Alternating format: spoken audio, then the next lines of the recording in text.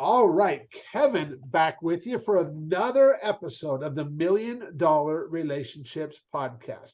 And today I am here with Anik Singal. And Anik, I got to tell you, well, for one, welcome. So great to have you here today.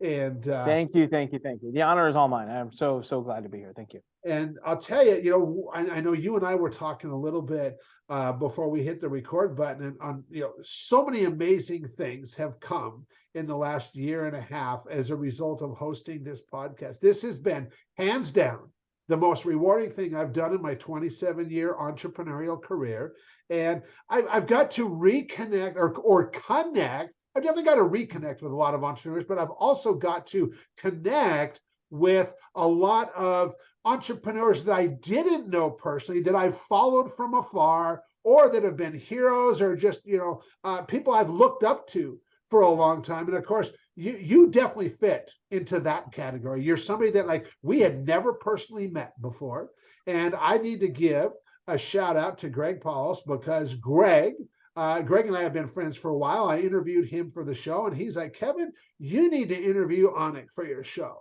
And you graciously accepted that offer, and here we are. So Greg, thank you for connecting Anik and I, because this is I love doing this stuff. And so what I'd like to do, Anik, is just kind of start off by turning it over to you, so we can set a little bit of context. I know there's a lot of people out there who know of you and you've impacted their lives in a huge way, but there's also, for those people that don't know who you are, I want to make sure we set that context. So share a little bit about, what you do, who you serve, what inspires you most about what you do, and just kind of let everybody know a little bit of who is Anik Singal and what's Anik all about. Yeah, well, thank you, first of all, for the opportunity. Thank you for having me here. Shout out to Greg as well for making the introduction. And I think we're going to have a really cool episode today, because I'm going to talk about parts of my story and my life that I really haven't talked that much about publicly. But as far as who I am, there's really three things that I'm deeply passionate about. Number one is entrepreneurs. I come from I've evolved and become wiser in my 20 years of being an entrepreneur. But when I first started, I started as an entrepreneur back when I was about 19 years old, 18, 19, and I started trying to hustle. Well, I mean, look, I was the kid with the lemonade stand in third grade, so I started back then. But really trying to figure out this online world and business was about 18, 19 years old. At that time, the concept of anyone even taking a job was repulsive to me. I didn't understand it. I was like, well, how? Like, I would look at my father and be like, how do you do this? How do you go to work? Everyone should be an entrepreneur. I was on this crazy mission. And I got to tell you, 20 years of doing it, I'm like, okay, that part of me has desperately changed. I do not believe everybody should be an entrepreneur. As a matter of fact, I believe a large majority of people should never touch it. It's not for everybody. There's many facets and ways to become successful. So I am very passionate about entrepreneurship, but in where I am today in my life, I think, my wife jokingly says I'm having my midlife crisis. I'm 39, so hopefully it's not my midlife crisis yet, but I'm getting more passionate about the masses also, not just entrepreneurs. So there's a lot of people in my life and a lot of people I've met that are amazing, that have, my best friend has a job and has an amazing job and has a better lifestyle than me, takes better vacations than me. But there's people that drive to work every day that need to hear something that'll inspire them, motivate them to unlock some challenge they're having in their life. So I say leg number one, I get up every morning, and I want to serve the entrepreneurs, and I want to serve the next level of that is those who may not be entrepreneurs, but really want to live a better life. I've become very obsessed with reach, influence, and impact.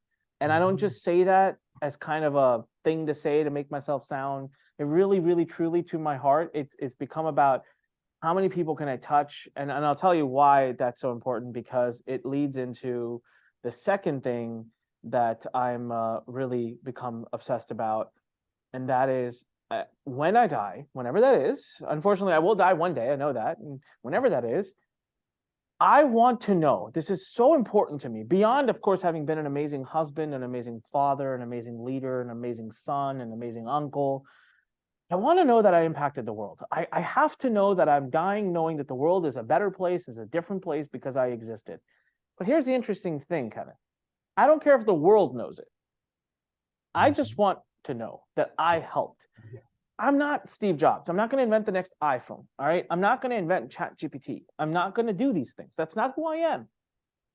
But there's got to be a way I can still do it. And that leads me to why I'm so passionate about entrepreneurs and about those who really want to improve themselves and make their lives better. Because I decided I'm going to hack it. I'm going to do it the lazy hack way. I'm going to change the world by building an army of people who can create impact. So I will impact the impactors.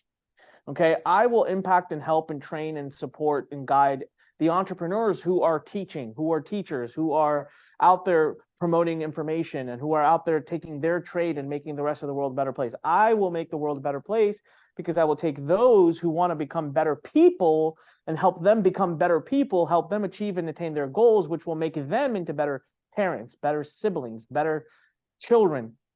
And that way I'll have created an army, hopefully, of millions of people that are out there that are different. And some of them may never even know Anik existed. But I think that's my hack. That's my plan. If I do that, the day I die, the day I'm dying, I'll be able to say, hey, you know what? I impacted enough people who impacted enough people who impacted enough people that I fundamentally believe the world's a different place and is a better place because I existed. All right, that leads me to the third bucket that I think a lot about, which is education. There's a reason my company's name is Learn, and I misspelled it on purpose because I don't believe in our traditional educational system being the only option. Now, notice how I didn't stop at I don't believe in the traditional education system. I'm not knocking it, I'm not attacking it. I'm just simply saying it being the only option for our kids, it being the only option being go to college and get a job. That's starting to have a lot of problems. I've had a lot of problems with that for a long time. I think there should be other ways. I think there are better ways for some types of people. Now, you want to be a doctor, engineer, lawyer, please don't do surgery on me because you watched a 2-hour Netflix special about it. Like, please go through the traditional training, and I want you to go through the academic system to learn how to do surgery. But you know what? If you want to be an artist, or if you want to be a copywriter, if you want to be you don't need to go to college for that. Like, there are ways to learn. So I want to provide that alternative traditional education. I don't know what that is, but I'll probably invest my whole life trying to figure it out. And if I don't figure it out and someone else does, then I will support them.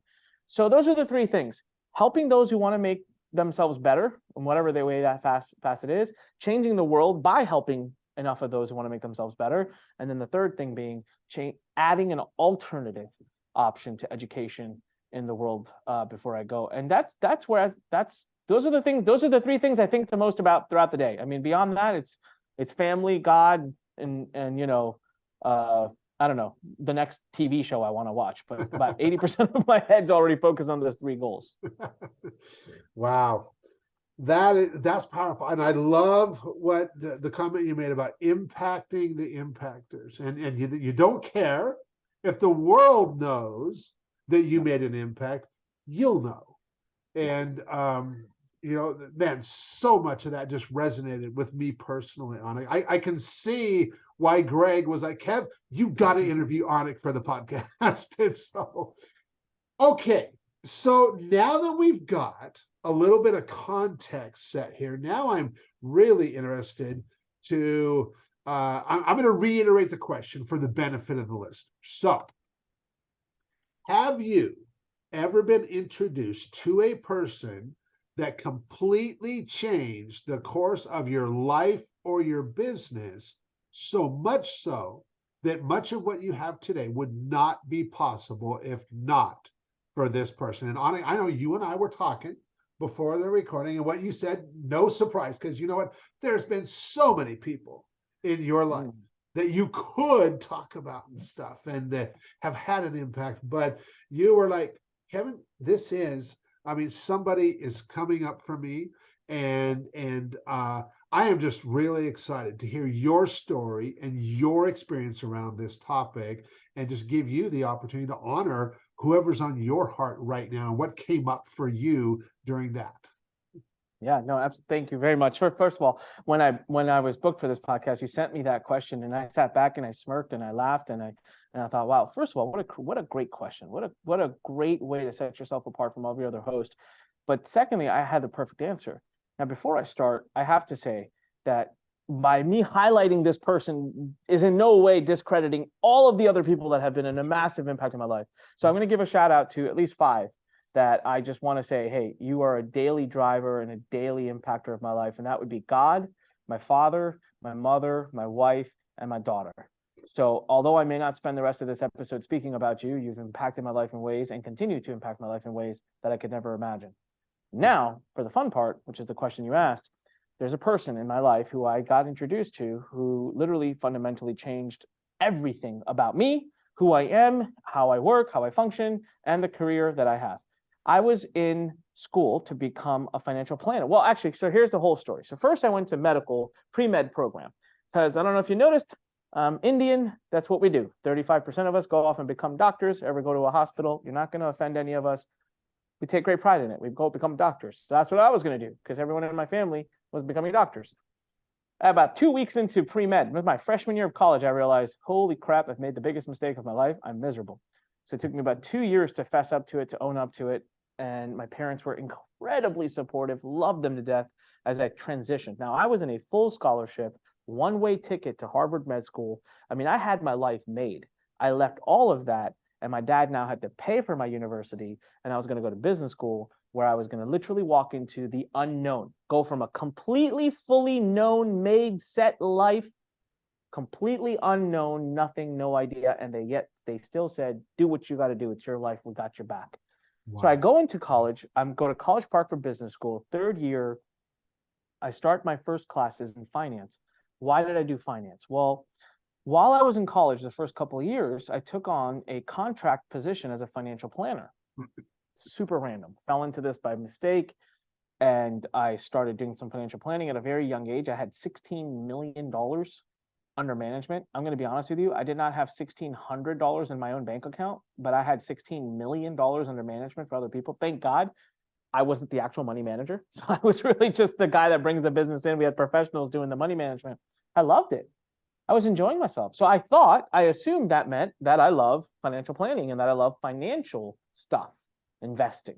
So I switched to business school. I go into a finance class. The first semester I'm there, my first finance class, 2 weeks in, I'm like, uh-oh, I absolutely hate this too. I was wrong. Wow. Now is when I start to really think, Kevin, I'm like, all right, I'm going to be that loser in my parents' basement. Holy crap, what's happening with me? I'm not enjoying anything. So I'm a very self-reflective person. So I went home. I remember going back to my dorm saying, something's up. Let's sit down. We're not going to leave this dorm room until we figure it out.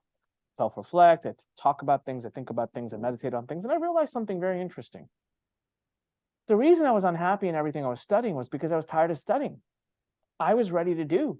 I wanted to go out. I was in that put me in, coach. Mm-hmm. I don't care what game it is. Baseball, basketball, football, softball, rugby, just throw me in, man. I just want to run. I want to play. And that was why I had that need to get my hands dirty. And so I basically said, okay. And then I also realized something. I said, maybe it was marketing that I enjoyed. Maybe actually the part of personal finance or being a personal financial planner was the sitting down and talking to people and getting and closing the deal, the rush of the sale. And so I went online and I started researching this world of online business. I actually went to the Google, typed in how to make money. Google auto, by the way, just to age myself, Google was new back then. Google was like 2 years old back then. Go figure, right? So I type in how to make money and Google autofills the word online. So I'm like, all right, why not? I don't know anything about the internet. Sure. Hit online. And I go all through this world of like, God knows what, stuffing envelopes, doing this nonsense, this spam, that spam crap, didn't buy any of it. And I land up on something that was really interesting. I land up on a forum that talked all about selling information online. Mm-hmm. And it caught my attention. The forum was called ablake.net. May it rest in peace. I miss it. Anthony Blake, if you're still alive, bring it back. It was awesome. It was my home away from home. It was a chat board. It wasn't even really a forum. It was like the worst looking site I've ever seen on my life. It was an active chat board. I met friends I still have till this day. Marlon Sanders, Dave Miz. These are people I meet till this day that remember me as a kid who was posting on that chat board. And the reason it resonated with me, Kevin, was I was in college and I would spend hundreds upon hundreds, actually a couple $1,000 per semester on textbooks. So I was like, information. I get it. Like, we pay for information. I understand that. This is like, people were putting $47 ebooks on ClickBank. And that's what was being taught at this chat board. And it just resonated with me, right? I was like, all right. So I start researching it, learning it. I want to do this. And I'm doing, look, I was a guy in college, didn't go to a single frat party my entire time. I never went to one sporting event. As a matter of fact, the joke is this: I went to my first college football game for my college a year after graduation. Wow. I never went to any of these events. I was just really zoned in and focused on figuring out how to build this business. And I was struggling. So here's what I figured out. And I promise this is getting to the person who changed my life, but the little background will help kind of make you understand why it was so powerful. So I understood, I felt like I got business. I was like, I get it. Pick a topic that you're really good at, that no one talks about, write a book about it, turn a PDF, throw it up on ClickBank, start some Google ads. Google ads were new back then. It was still called AdWords back then. And so I thought, bam. So I started researching. Here's something I was really good at. I'm never the smartest person in the room. Never going to be the smartest person in the room, okay? And I don't even want to be the smartest person in the room. Mm-hmm. However, there are two things I will always be the most of in a room: hardest working, most resourceful. I'll even give up the hardest working because I don't want to work that hard anymore. Now that I'm 39, I'm lazy. I will always be the most resourceful. So even in high school, I would get great grades. Even in college, I had straight A's, but I was the kid goofing off half the time. I was not the smartest, and it wasn't natural talent, and I wasn't working that hard. So what was I doing? So I actually thought, let me research. Do people talk about how to get good grades in college? Nothing. No books about it, no ebooks about it, no courses. And I thought, I'm in. I'm going to be a billionaire. This is it. I got it. So I spent months putting this book together. It's called Better GPA. Till this day, I think it's probably one of the better things I've ever created. 300 pages. Amazing. I wrote a sales page. I didn't know how to do any of this stuff. I was literally hacking things and figuring things out. I was a horrible writer, by the way. My English teacher in high school literally got so frustrated with me. She actually told me these words. She said, whatever you do for a living, please don't ever write for a living. I mean, can you imagine a teacher telling? I deserved it. I was horrible.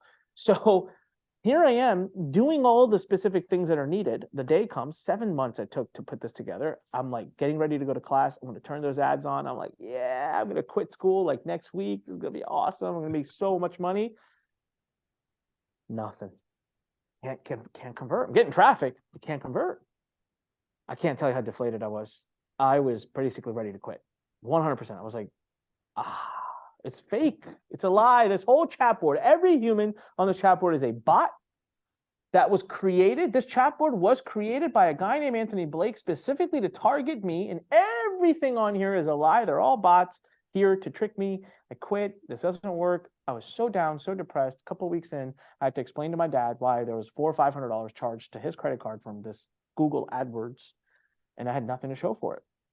So I went to the forum and I was really upset in the chat board, and I said, guys, this didn't work. I spent so much time, so much energy, blah, blah, blah. It didn't work, da, da, da, da, da. So I get a message from someone on the chat board that said, maybe you're targeting the wrong people. Maybe you shouldn't be targeting college kids because college kids just want to spend their money on beer and pizza. Maybe you should be targeting the parents who are the ones footing the bill for that college. They might care a bit more. That's great, but how do I do that? How do I target parents of college kids? So he's like, you know what? I know someone who targets parents. Let me introduce you to this person.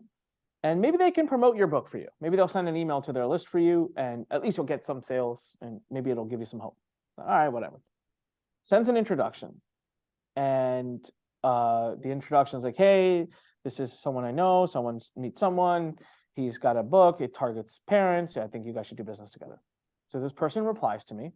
And this person's name is Justin Ford. And so this is the person who has fundamentally and unequivocally changed my life.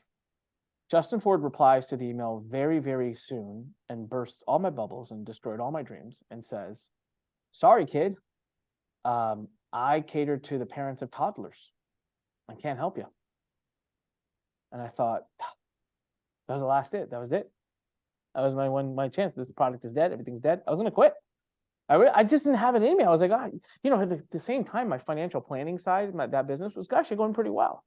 I was certified. I had my Series 6, 23, and 26 certifications. I was getting job offers from Wall Street my third year in college. I was like, all right, I gotta go focus on this. All right, 2 days go by, and I get an email back from Justin Ford. Justin says, hey, by the way, who wrote this sales page? Now you have to understand something. I have a very bad relationship with writing at this point in my life because I hate writing. I'm not good at it. I'm grammatically an idiot. And my 11th grade teacher had literally said, do anything for a living, but please don't ever. So you can probably imagine the PTSD that kicked in the minute Justin asked me that question. I thought, oh God, he's going to do this. He's going to tell me, he's going to berate me. He's going to be. So I didn't even write back for a day or two. He messaged again. Hey, just making sure you saw this. I thought, man, why is this guy so committed to demeaning me and to making fun of me?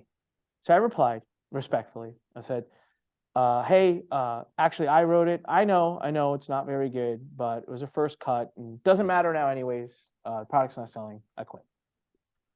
He writes back to me very quickly. Says actually quite the opposite. I was pretty impressed with what I read for someone who has never had any formal training from what you said. Would you be open to a quick phone call? So I'm intrigued. What does that mean? So I said, sure, here's my number. So we get on a phone call. He starts right off. Justin was, straight to the point, straight shooter, right? Gets on the phone. He's like, I want to teach you copywriting. I'm like, what? I want to teach you copywriting. What the hell is that? I think he's talking a legal term. I've never even heard the word copywriting by now. Okay. I'm like, you want to teach me how to copyright? What? Don't you have to be a lawyer for that? He's like, no, I want to teach you how to write sales letters. I'm like, you want to teach me how to write? And he's like, yeah. And I could have laughed. I'm like, are you out of your damn mind? Hell no. I was like, I'd rather take a sharp knife and shove it in my left eye. Like, no way. He's like, I will pay you as an intern, come write for me. I'm like, you, sir, with all due respect, are insane. No. He's like, I implore you to change your mind. I said, no. So we hung up the phone. 2 or 3 days later, messages me again. I really think you should reconsider. I have no idea. Till this day I've asked Justin, why the hell did you stay after me? You could have anybody, especially when you find out who he was. I didn't know at that time. He just, I don't know. He's like, I don't know. Right. So I kind of tend to go spiritual about it. I'm like, well, he was someone higher up said, get him. And so days later, now one thing is I had at this point, I had a few phone calls with Justin. I really liked Justin. He was a smart business owner. He was selling information products and he kind of revived me a little bit because I was like, oh, I see the problem. Like, you're selling information products really well. I just picked a bad market. I picked a bad product. Like, it's not like that whole thing is a scam. So I used to try to talk to him a lot. He would say all these like fun things that I was like, I couldn't figure out what they meant. So like it was wisdom. And like, for example, one thing he said to me one day, he's like, every successful business person must be able to sell through the art of the written word. This is a quote he said to me, and I still remember it word for word, because when he first said it, I was like, what the hell are you talking about? He said, every successful person must be able to sell through the art of the written word. And I was like, not convinced still, but wow, that sounds really interesting. You've got all these cool one-liners, so I'm going to hang around you. All right. Doesn't give up on me. One day he calls me and says, hey, you want to come to Delray Beach? And remember, broke college kid. And I'm like, Delray Beach, Florida? He's like, yeah, it's a nice time. You want to come? I'll pay for the flight. I'll pay for the hotel. I'm like, well, what's the catch? He's like, it's a copywriting event and I want you to attend. I'm like, there you go again with the damn copywriting stuff. Like, leave me alone. I don't want to do this. He's like, come meet me, hang out with me, attend the event. I'm paying your way. And I was like, all right, dude. Now, I got to be honest with you. So I get off the phone with him and I go tell a few of my friends. And the first thing my friends say is, hey, do you know this guy? Are you sure? Have you looked him up? Do you know are you sure he is who he says he is? Now I start putting all these doubts in my head, right? They're like, you might be just trying to kidnap you. What if it's like a drug dealer? What if it's like a cartel? What if it's this? What if it's that? I'm genuinely now like, uh-oh, right? I'm like, I don't think so. But I almost canceled the trip. So I finally last minute, I was like, forget it. Let's go. All right. So this story gets even better. So I land, it's evening. He's like, I'm going to come pick you up at the airport. I'm excited to meet you. I'm like, all right. So I land at the Delray airport. I come out. So he messages, I'm outside. I come out. It's like an old Ford Bronco. Okay. Far from the Maserati, Mercedes, BMW, or something you would expect from a highly, highly, highly successful person who's going to pick you up. A little bit of a busted up Ford Bronco. Not busted up, but old. He steps out of the car and he's like, I get in. He's like, hey, nice to meet you. Da, da, da, da, da. I sit on the passenger side. He's like, listen, man, I gotta pee real bad. I can't hold it anymore. So I'm gonna run inside. You stay here, and I'll be back. Now this is post 9/11 era. You don't park in front of an airport in an arrivals area and just leave the car and run away. So here I am. Okay, I'm scared shitless. I'm sitting in a Ford Bronco. That's an old Ford Bronco. Looks like the perfect type of car a drug dealer would be driving. I'm in the passenger seat, and he's run off.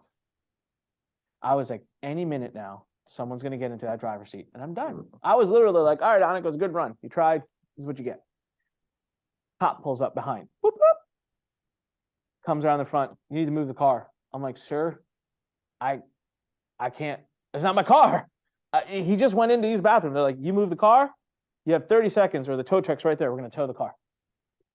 And I'm like, it's not my car. The keys are there, though. The car's on. And he's like, it's your call. Either move the car or it's being towed. So I get out, I go around, get in the driver's seat, and I drive off with the car. And as I drive off, he comes out of the airport and he thinks I'm taking off with his car. He's in the cop. So I go around and I do a circle and I come back and he's standing right there and he's like, and I get out and I'm like, dude, the cop was going to tow your car. Like, I had to figure something out. And he starts laughing and laughing. And he's like, see, that's what I like about you. You're an action taker. You make decisions and you do stuff. And that was where, so at that point, I was like, all right, I'm not going to die. He drives me to the hotel. We check in the next day. Of course, he has my seat front and center of the event, right in the very beginning, because that way I can't, zone out and do other crap on my laptop. I can't. I was like, oh, all right, okay. Now the crazy thing happens, and then I'll speed roll the story from here. And the reason I'm telling you the story in so much detail, everybody, is just because you just never know the crazy, crazy, crazy series of events that can lead to a moment that your life has changed. How many times in that time of me meeting him could I have screwed that up? Sure. I could have chosen never to reply to his email when he asked who wrote the copy. I could have chosen never to have spoken to him. I could have chosen to say no to Delray Beach. I could have chosen to cancel last second. And I could have also chosen to get in that cop car and been like, I think my life's in danger. Please get me out of here. Right? Like, there's so many places. So we ended up the next day, I'm at the event, and they make an introduction. So if you're in the internet marketing industry back then, you knew a name, Michael Masterson. You knew the name Michael Masterson. Everyone knows the name Michael Masterson if you're in the copy world. I knew the name Michael Masterson. So they say, ladies and gentlemen, help me welcome. It wasn't a big event. It was like 150 people. It wasn't like a huge event. So it was like, ladies and gentlemen, help us welcome to the stage our keynote and your host, Michael Masterson, Mark Ford, also known as Michael Masterson. I'm like, huh? I didn't know you had this other name. Mark Ford? Justin Ford? And I was like, nah, right?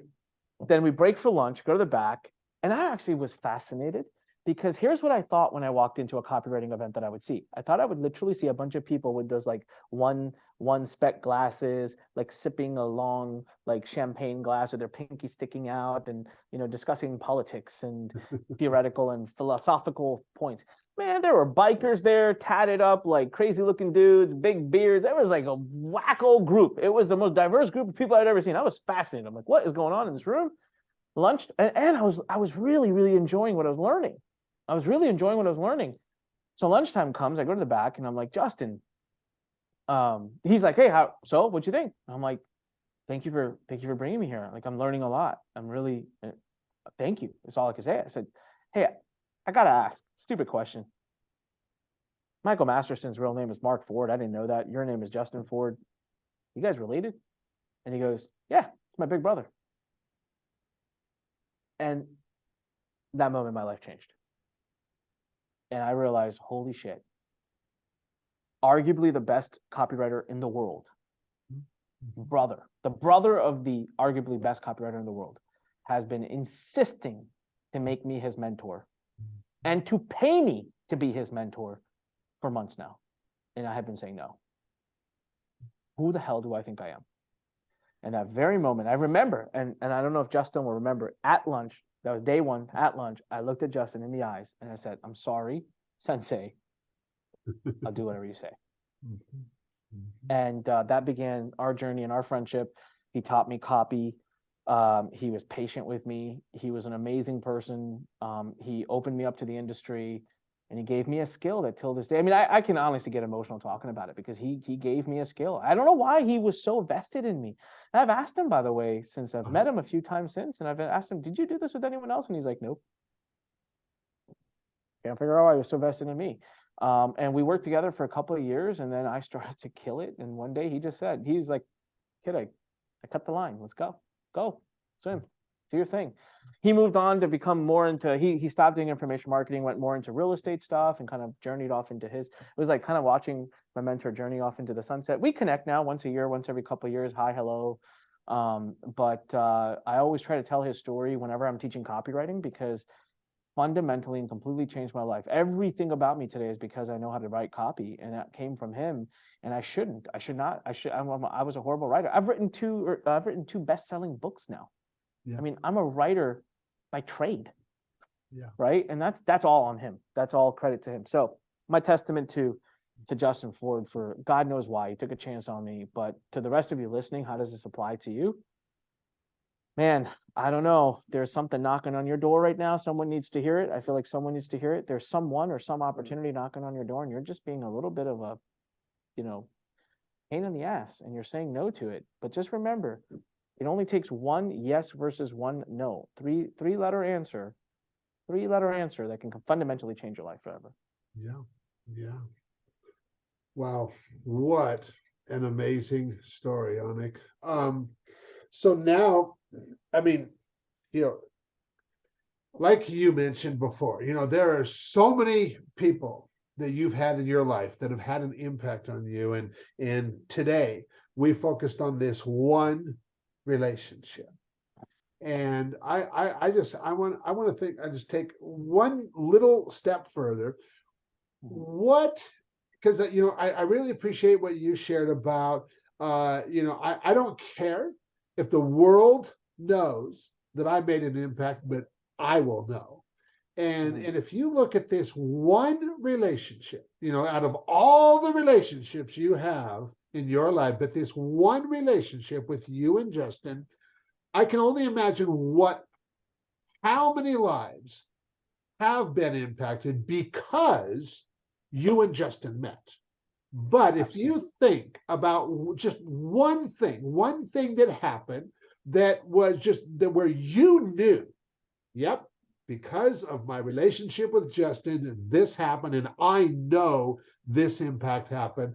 What is one thing that just really stands out for you that hands down, would have never happened if you and Justin didn't have that relationship? I'm not sure I would have continued into the information marketing world. I think Okay. it was going to die. So my entire online business, my presence and what I teach and what my expertise is today, and the number of people that I've been able to help with their information marketing businesses, the message of entrepreneurship, it would have never happened. I mean, I most likely at that point would have focused on the Wall Street job offers I was getting and go down that track. And that's a completely different life. Listen, I met my wife because of my career. I opened an office in India for my company. I wouldn't have met my now wife. They're one of my best friends, one of my closest friends. We've built companies together. We've done amazing. I would have never met him. There was no chance I would have met him. I would have been in a different path. So my life personally and professionally would be different. I mean, downright to the fact that my daughter, like, she wouldn't exist if it wasn't for that meeting with Justin, right? Because I wouldn't have met my wife. So it is so crazy when you ask me the question, when I answer it, it's so crazy to think like, oh my God, there were so many of these like split-second moments where I could have fundamentally changed the entire trajectory of who I am personally and professionally. Yeah. And through hosting this podcast, I have been so blessed to have just amazing conversations with people like you who share these stories that are just so inspiring, but also so instructive. And I have long believed that as entrepreneurs, relationships are the most valuable asset that we possess. Everything else springs from that. Everything else stems from that. And you know, through this, just being able to inspire, you know, and we definitely delivered on that promise today of for the listeners, on the listener side, to just inspire them through just real life stories, you know. And like I said, we're talking about one person here. And you're right on it. You never know what will come from one relationship. And I really trust that, you know, you sharing this experience today has inspired other entrepreneurs, other founders, other CEOs to just place a more intentional focus on creating more real, meaningful, rewarding, and profitable relationships in their lives. And so, Anik, for anybody, you know, I know, you know, in certain circles, you are extremely well known. In other circles, there's people out there that have not met you yet. And so, for anybody listening to this that is in that second circle, and they're just like going, holy cow, Kev, like that was amazing. I would love to learn more about Anik and the impact he's making in this world. How can they go about doing that? Yeah, thank you so much for the opportunity to say that. And you know, before I tell you that, I just kind of feel it tugging on my heart, so I want to say it. I feel like someone listening right now, it could be you, I don't know, but if you're listening, I feel like the big point of why I'm here on this is because there's someone in your life that's tugging on you right now. And you know who you know who you are. You're avoiding something, you're avoiding a relationship, you're running from something because of whatever baggage, past fears or future fears or whatever.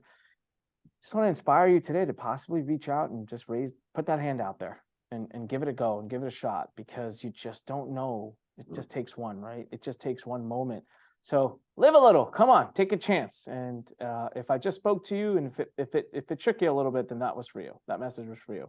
As far as following me and just seeing more of my content, you can go to just this URL I've put together. I got really fancy now. So I got like one of those link tree URLs where it has like, it goes to everything I've got. Go to anikshow.com, ANIKSHOW.com. It's called that because my podcast is called The Anik Singal Show. Now, when you go to that URL, it's got links to all my social media. It's got links to my podcast. It's got links to my Facebook group and some of the events and things that we do.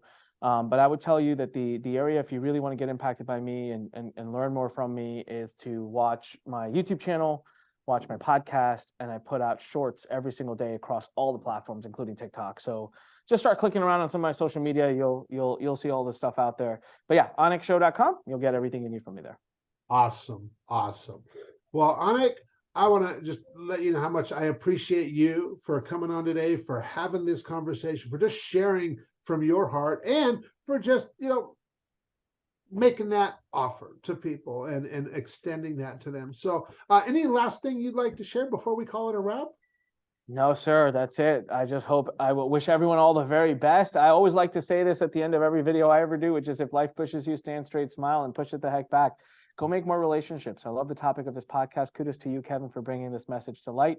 Relationships are everything. And again, the day we're dying, the only thing we'll ever think about are the relationships we made in our lives. We will not think about the BMWs we bought and the houses we bought. And right. That's right. We'll think about the relationships. That's right. Awesome. Anik, thanks so much again. I really appreciate you.